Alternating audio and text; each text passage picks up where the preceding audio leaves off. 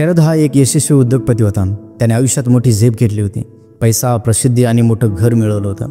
पण या प्रवासात त्याने एक महत्त्वाची गोष्ट गमावली होती, त्यांची आईवडील। याचं त्याला भान नव्हतं, पण नियतीला त्याला काही शिकवायचं होतं। सुंदर मराठी कहाणी आहे, शेवटपर्यंत नक्की बघा। शरद लहानपासूनच हुशार आणि कष्टाळू होता। त्यांच्या आईवडिलांनी विष्णू आणि कमलाबाईंनी त्यांच्यासाठी आपल्या हयातीतील प्रत्येक सुखाचा त्याग केला होता। विष्णू शेतकरी होता आणि कमलाबाई घरकाम करून थोडेफार पैसे कमवत असे। त्यांची आर्थिक परिस्थिती जेमतेम होती, पण त्यांनी कधीही शरदच्या शिक्षणात कोणतीही अडचण येऊ दिली नाही। शरद मोठा होत गेला, अभ्यासात चमकदार निकाल लावत गेला आणि शेवटी त्याला मोठ्या कंपनीमध्ये चांगली नोकरी मिळाली। नंतर त्याने स्वतःचा व्यवसाय उभारला। तो मोठ्या यशाच्या शिखरावर पोहोचला, पण जसं जसं त्याचं आयुष्य बदलत गेलं तसं तसं त्याचे आईवडील त्यांच्या आयुष्यातून दूर होत गेले। शरद आता मोठ्या बंगल्यात राहत होता। त्यांची पत्नी प्रिया आणि त्यांची 2 लहान मुले या मोठ्या घरात आनंदाने राहत होते, पण त्यांच्या आईवडिलांसाठी मात्र या घरात जागा नव्हती। त्यांनी शरदला अनेकदा फोन केला, पण तो सतत व्यस्त असायचे। एक दिवस विष्णू आणि कमलाबाई थेट शरदच्या घरी आले। त्यांना पाहून प्रिया नाराज झाली। तिला आपल्या मोठ्या आणि प्रतिष्ठित मंडळीसमोर या गरीब आणि साध्या दिसणाऱ्या आईवडिलांना दाखवायचं नव्हतं।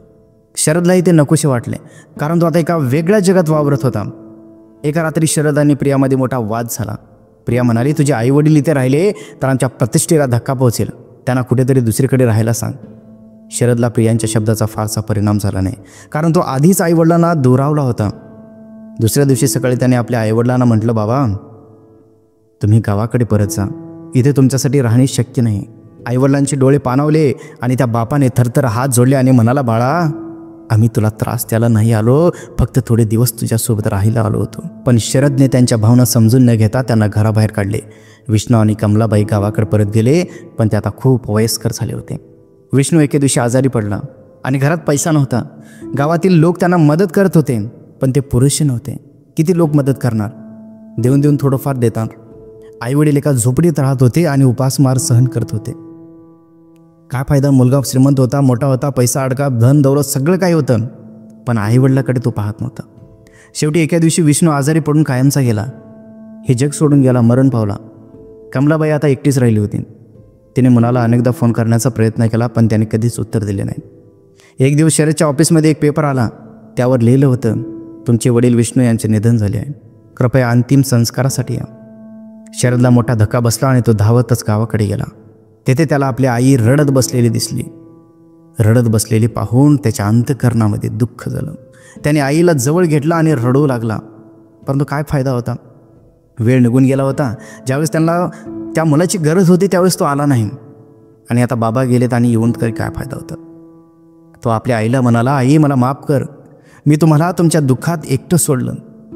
आईने डोळ्यातील अश्रू पुसले आणि म्हणाली, बाळा मी तुला कधीच दोष दिला नाही, पण आता उशीर झालाय। शरदला कळून चुकले होते की पैसा मिळवण्याच्या नादात त्याने आपल्या जन्मदात्या आईला गमावलं होतं। तो त्यांच्या सेवेसाठी उशिराने का होईना पण परत आला होता, पण वडील आता नव्हते।